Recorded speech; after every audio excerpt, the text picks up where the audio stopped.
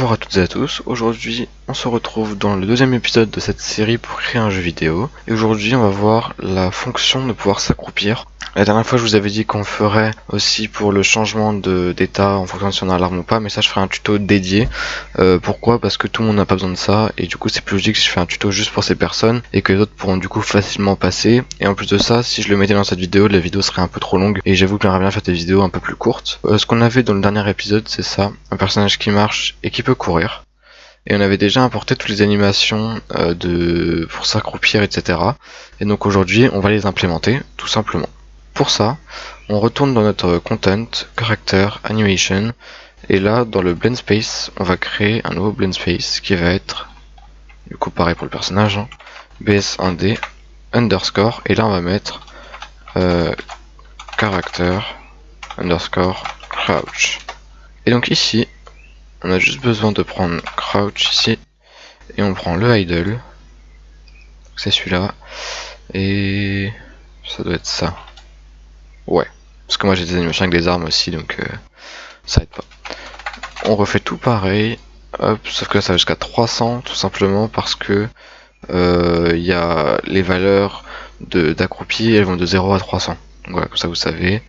Voilà, ça a l'air de plutôt bien marcher, en tout cas je trouve.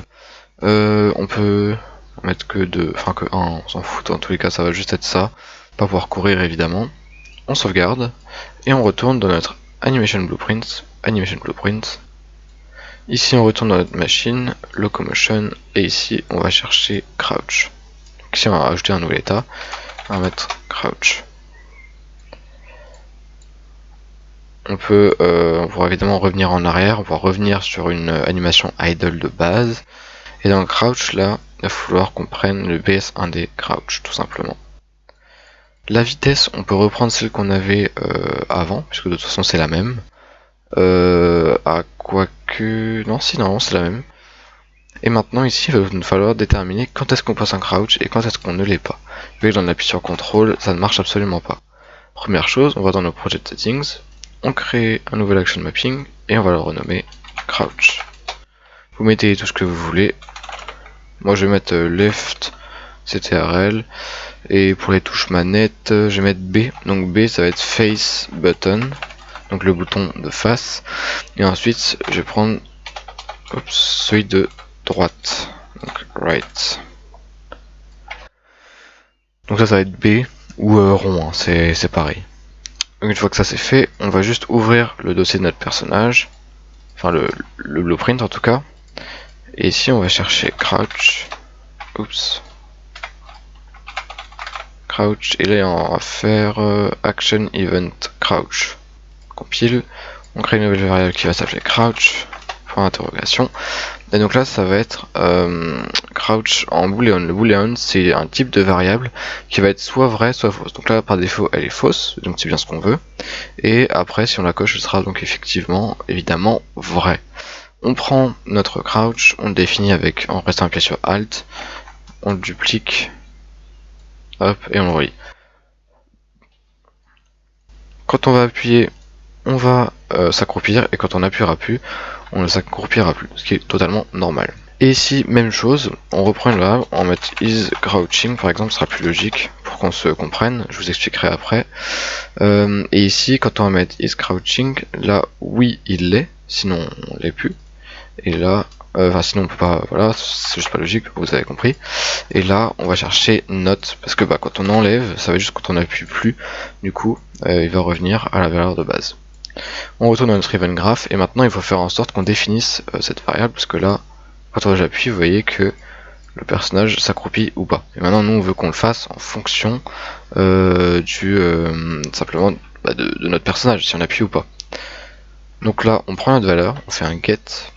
Ici, on va faire cast to bp character. Ça va être pour appeler notre personnage et pour prendre des valeurs. Donc ici, on va faire get player character, parce que c'est pour dire qu'on travaille bien sur le personnage.